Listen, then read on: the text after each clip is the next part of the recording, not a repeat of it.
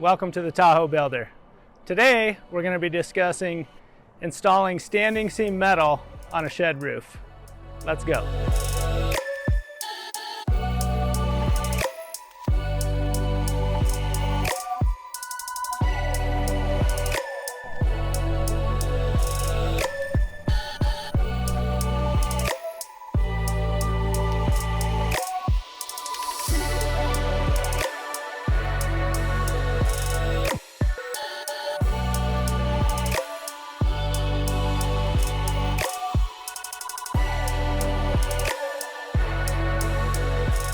Today we're going to be discussing the various underlayment materials that we use, edge metal details, how we hem the metal, and how we install it for an alpine environment. We need to address the wind loading that we experience here on Donner Lake, as well as the high snow load that we receive in the Sierras. So the first step in preparing any good waterproofing is going to be the underlayment. With a metal roof, we've used a high temperature self-adhesive roof membrane. In this case, we used the wick. After installing our drip edges and metal flashing, we've installed Dupont's Tyvek Protec as a secondary layer to separate the metal roofing from the high temperature underlayment. So for the underlayment system on this roof, we use the Carlisle 300 HT.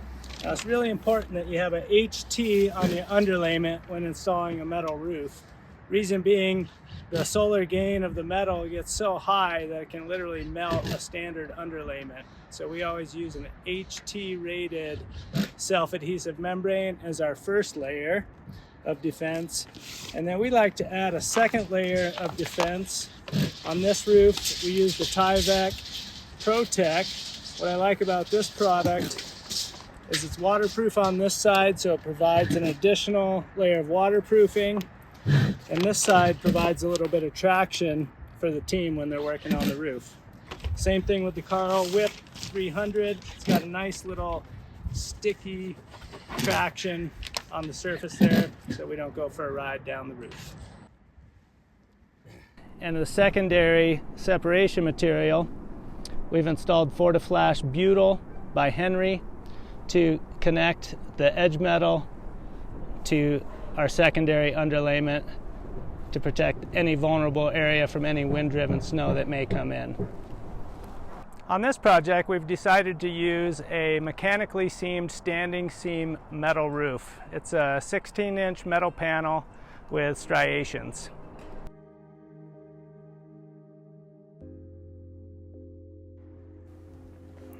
Now the crew is going to begin prepping the upper end of the roof panel so it can key in over our drip flashing, which has a slot to receive a hemmed panel at the top, which will prevent the wind from lifting the panel off of the roof, and we won't have to add any fasteners at the top edge there. So right now they're cutting 1 inch off of the seams. They cut 1 inch off that side, and then on this side they're going to preserve part of the length, and we'll see in a later part of the video where that's going to get bent around the adjacent seam that the panel snaps over, which closes up the end of the seam on each panel section. Now they're slipping on the hemming tool. We have a 16-inch hemming tool. This one was manufactured by our roofing fabricator.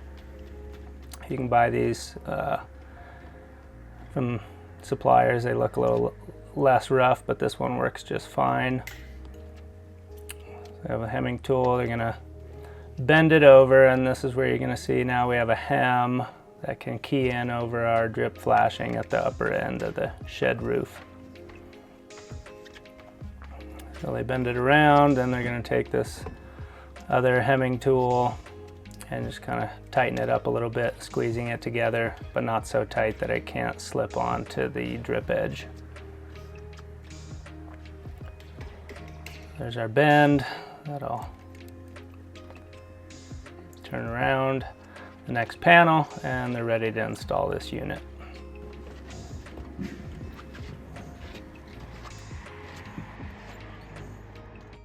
we're installing these standing seam metal panels, as you saw at the beginning of the video, we bent and hemmed the panel at the top edge.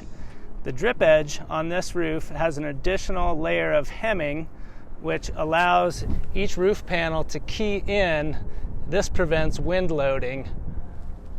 Additionally, the seam of each panel has been cut and bent around the end of the adjacent panel, providing a nice finished look from below.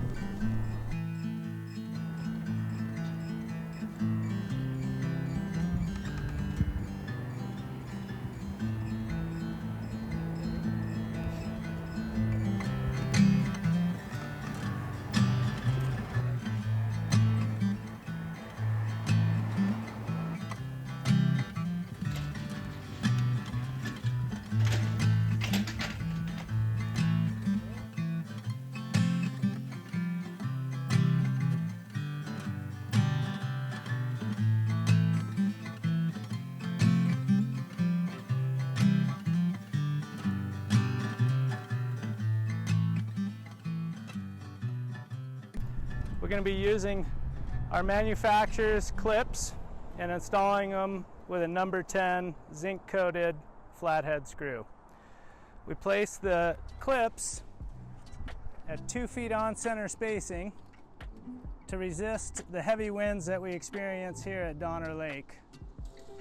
The wind loads in this direction at this house from west to east is our typical wind pattern.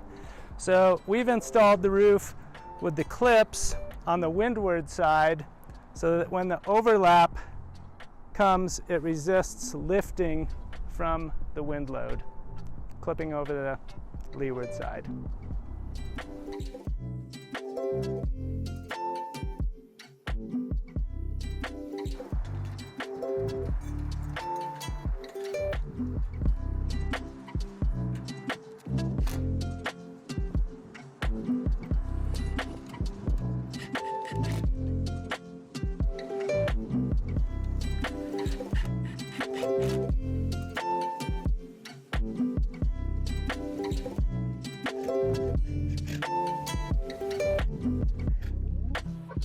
So the crew's putting down the clips, and then the next panel, keying it in at the top, then another row of clips.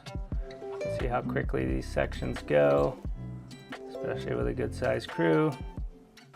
All right, the crew is putting down the last full width panel, and now they're coming into a section of the roof where the overhang changes, and we have about a half a panel for a portion of this, and then it goes back to a full panel. We have the same drip edge detail at the top of the shed roof here with the hemmed seam, and then this outside piece that runs parallel with the roofing material has a crease in the edge metal that the flat panel can tuck into. So as they cut along this red line, that flat section of the panel is going to tuck inside the gable metal, which runs parallel with these panels. We cut the notch to the exact length of the transition break because we're going to be then doing our hem detail on both ends. So we'll be removing an inch or hemming an inch off of both ends, which will bring it back to the correct length. And then here you're going to see they're going to get the tuck into the gable metal. Marco just made a cut in the metal because it has to be a section that transitions from overlapping on the top edge and tucking on the side. We'll see how that comes together in just a minute. I'm gonna lay down some sealant, a little added protection.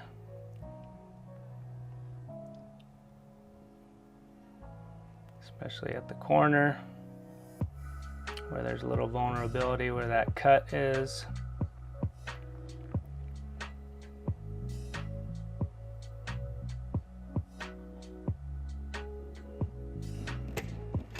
Now they're getting the tuck.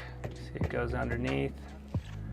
gable metal, and they're out 1 inch past where we're gonna tuck the hem inside the eave metals. And then using the rubber mallet, they're gonna bang the panel so it seats over the hems and the gable metal. Excuse me, the eave metal. For the sealant cleanup, we use acetone and a clean rag and wipe off any excess for a nice clean finished look. You can see there the metal panel tucked in the gable metal and hemmed over the top of the eave metal, and our transition corner from overlap to tuck.